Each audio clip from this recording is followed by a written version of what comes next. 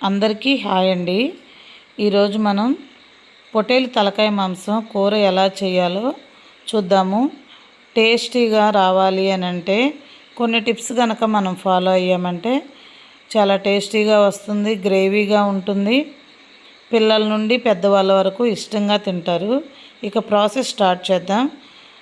నేను కేజీ ఉండే తలకాయని తీసుకున్నాను. కట్ చేసిన తర్వాత ఇది 900 గ్రాములు వచ్చిందనమాట.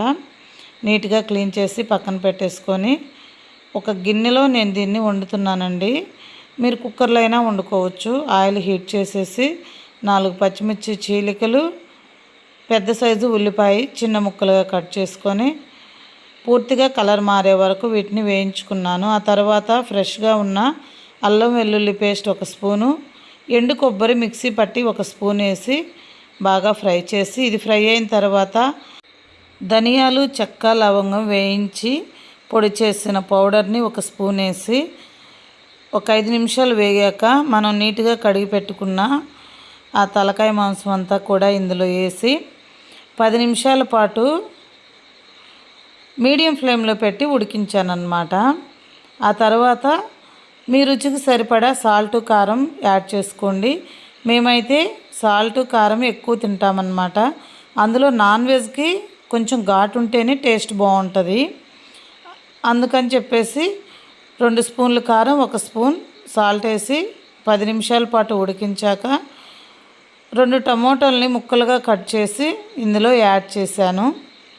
లో ఫ్లేమ్లో పెట్టి 20 నిమిషాలు ఉడికిస్తే మనకి వాటర్ అనేది రిలీజ్ అయిద్దండి.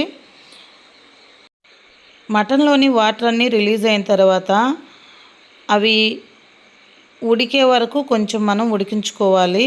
ఉడికిన తర్వాత ఇది లేతదే కాబట్టి 1 లీటర్ వరకు వాటర్ తీసుకున్నాను. వాటర్ యాడ్ చేసి మూత పెట్టి మధ్య మధ్యలో కలుపుకుంటూ ఉడికించానన్నమాట. చిక్కబడే వరకు ఉడికించాను. ఇందులోనే బ్రెయిన్ ఉంది కాబట్టి బ్రెయిన్ కూడా ఇందులో కలిసిపోయి గ్రేవీ అనేది ఇంకా టేస్టీగా వచ్చిందనమాట. ఇలా చిక్కబడిన తర్వాత చివరిలో కొత్తిమీర చల్లుకొని స్టవ్ ఆఫ్ చేసేసానండి. అంతే అండి, చాలా సింపుల్ అన్నమాట. చాలా టేస్టీగా వచ్చింది. మరి ఇలాంటి సింపుల్గా ఉండే త్వరగా అయిపోయే వీడియోస్ మరి మీకు కావాలంటే మా ఛానల్ని తప్పకుండా సబ్స్క్రైబ్ చేసుకోండి. మా వీడియోలు నచ్చితే లైక్ చేయండి, షేర్ చేయండి. థ్యాంక్